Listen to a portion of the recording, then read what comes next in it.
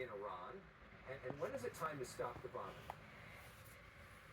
Well, it's an incredibly important question because the president has failed to articulate a compelling reason for why the United States preemptively struck Iran and has now plunged us into a war of choice where billions of dollars are being spent to drop bombs in the Middle East. In fact, the entire region is in flames right now, and the president and Republicans are unwilling to actually spend a dime to make life more affordable for the American people, to drop the price of groceries, drop the cost of housing, or drop the cost of health insurance to make sure that Americans can afford to go see a doctor when they need one. And so, in my view, we've advanced this war powers resolution that narrowly failed because the American people understand that this war is not making them safer. In fact, I think it's creating potential harms to our national security, and the president has not offered a justification as to why this should continue unabated. Well, we know Iranians, though, have attacked Americans and attacked people throughout the world for years through their proxies as well. We have seen thousands of Americans in the streets thanking President Trump, saying that they are grateful for the U.S. finally acting.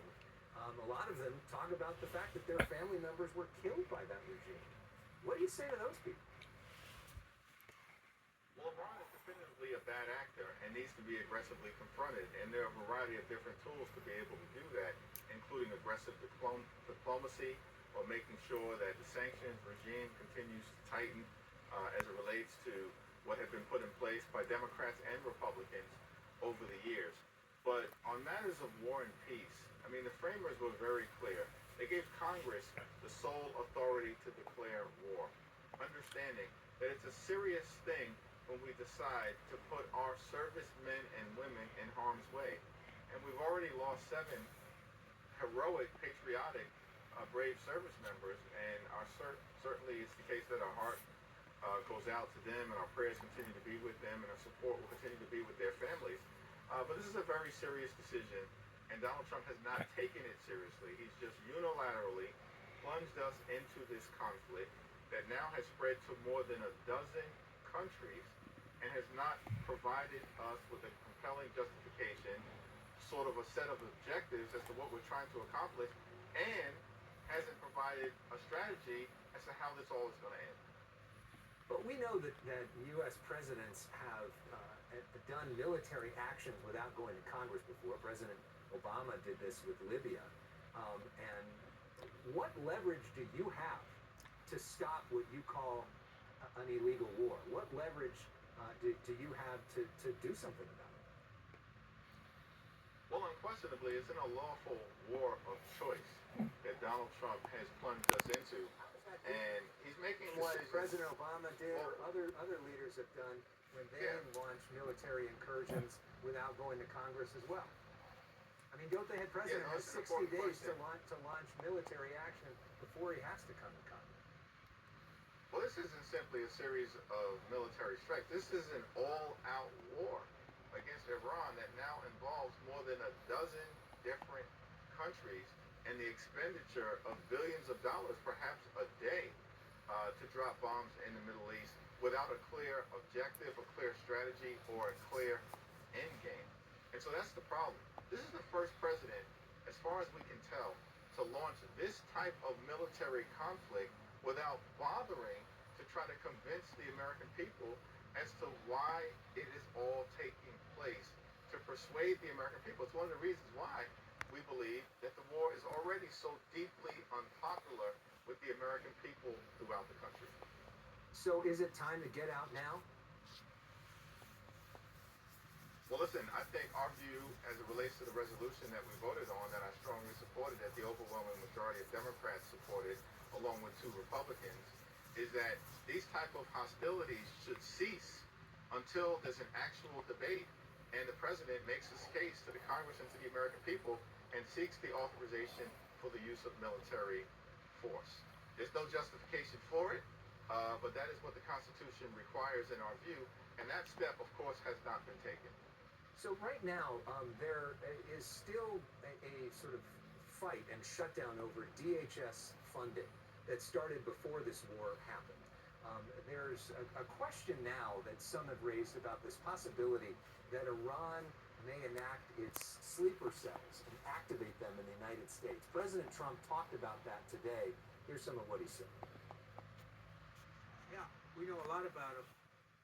The biggest problem we have is the Democrat shutdown. We know a lot about them, but the shutdown doesn't allow us to do what we have to do. So the president saying that Americans are being endangered because the Department of Homeland Security cannot go after Iranian sleeper cells. What's your response to that? Well, the president's lying to the American people. He's fear-mongering, and he knows that.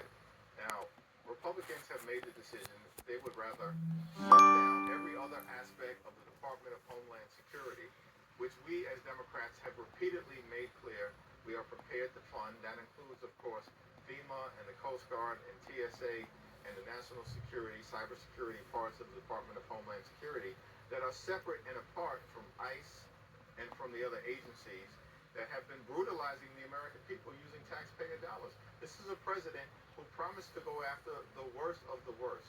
Instead, ICE agents are targeting law-abiding immigrant families and using taxpayer dollars to brutalize and in some cases kill American citizens, as was horrifically the case with Renee Nicole Good and Alex Preddy. And unfortunately, the administration has decided that they don't want to get ICE under control.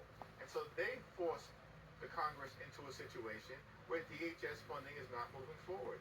And we've indicated, both House Democrats and Senate Democrats, that we are prepared to fund every other aspect of the Department of Homeland Security while making sure that until ICE enacts the type of dramatic, bold, and meaningful changes that force ICE to conduct themselves like every other law enforcement agency in the country, that the DHS funding bill will respect to immigration enforcement interior to the country. Is there any not move forward. Is there any actual negotiation happening on this front? Are you talking with Republicans in a serious way to come to an agreement? Yeah, listen, there are ongoing conversations, and as Democrats, we've made clear that we will continue to be prepared to sit down with anyone, anytime, any place to discuss how we can move forward in a way that allows for immigration enforcement in this country to be fair, to be just, and to be humane. That's what the American people want to see. And we're going to continue to support the notion that changes need to be made that are transformational. In terms of the way in which ICE conducts itself. You're here in California. There was big news when it comes to the California caucus today. Kevin Kiley, who has been a Republican member of the House, decided to leave the Republican Party, but become an independent, although he's still caucusing with the Republicans. Right now, he's running as a no-party preference person after his district was gerrymandered by Democrats, after Texas Republicans gerrymandered their district. And he said that he may be open to being a Democrat in the next Congress. Take a listen. As far as next term, I think that the appropriate posture as an independent is to say, I'm going to do whatever serves my constituents. And so, that's a decision that I'll make at a time. I think that, first and foremost, I'll be looking at what's going to best lower the cost of living for the folks that I represent. So Congressman Kiley is actually our guest next. What's your message? Are you ready to welcome him into the Democratic caucus? Well, I think the congressman is going to have to explain to the people he hopes to represent in the next Congress why he voted for the Republican one big ugly bill. Think about this. Republicans enacted the largest cut to Medicaid in American history. They literally ripped health care away from about 14 million Americans. In that same bill, they enacted the largest cut to nutritional assistance ever, $186 billion taken away, literally ripping food from the mouths of hungry children, seniors, and veterans, in order to provide massive tax breaks to their billionaire donors. And in the same bill, gave ICE a $75 billion slush fund so that the Trump administration can unleash these violent individuals who are masked and untrained to brutalize the American people and in some cases kill them. And so I think the first question for us is going to be, well, does he regret that vote? And does he plan to partner with Democrats to reverse the damage that has been done by the Trump policies to date? Okay, so if he does, you're ready to welcome him in, it sounds like. Well, I mean, we'll cross that bridge when we get to it, but there's a lot of explaining that he has to do to his constituents and to those of us on the Democratic side of the aisle. All right. Hakeem Jeffries, thank you so much for sharing your views. We appreciate it. Let's bring in now